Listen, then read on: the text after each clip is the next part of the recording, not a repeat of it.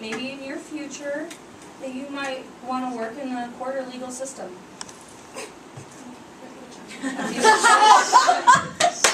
Okay, we already know that you do. Yes, that's right. Yep. So 1, 2.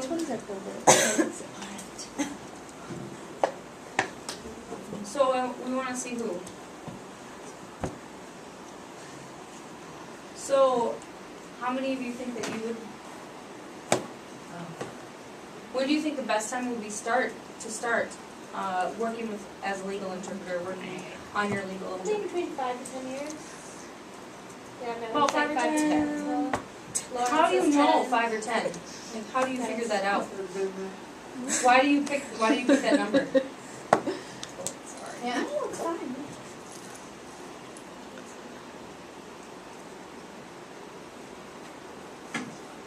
I think it really depends when your skills are improving. When you think you're ready? All right, that's good. Thank you.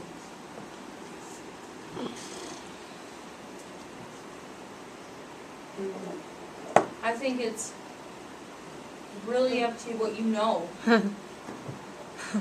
Because right now you're just kids. I mean, come on, a long time ago, I always think I knew everything. I'm gonna be honest with you.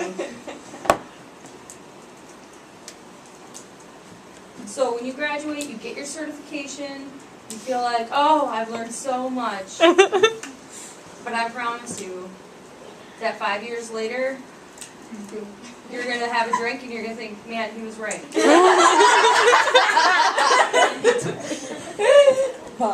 Right.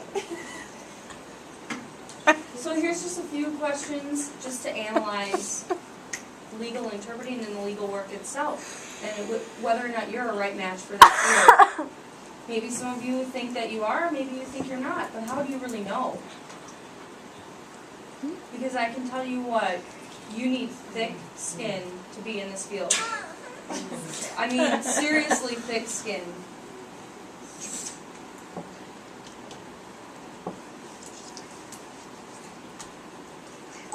For example, with legal vocabulary. Sometimes people become fascinated with the words and what they mean. They think it's so cool. And sometimes people hear the words and they think, oh, I'm already exhausted just thinking about how to spell that word.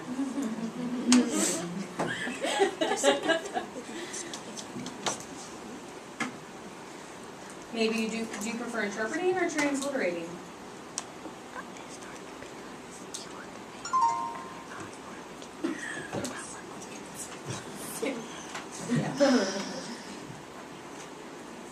If it's transliterating, where are you comfortable?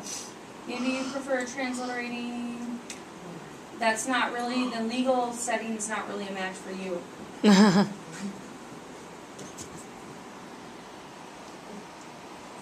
Honestly, sometimes that can go right over my head. But that's just me.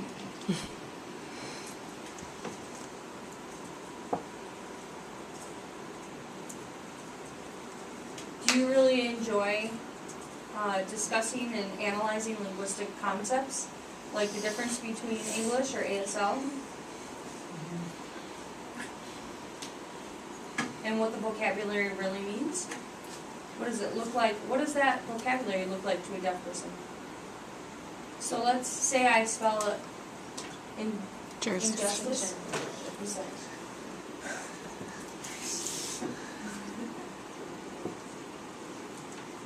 And is that deaf person going to understand that finger spelling when you put out that big vocabulary word, or is it going to go right over their head?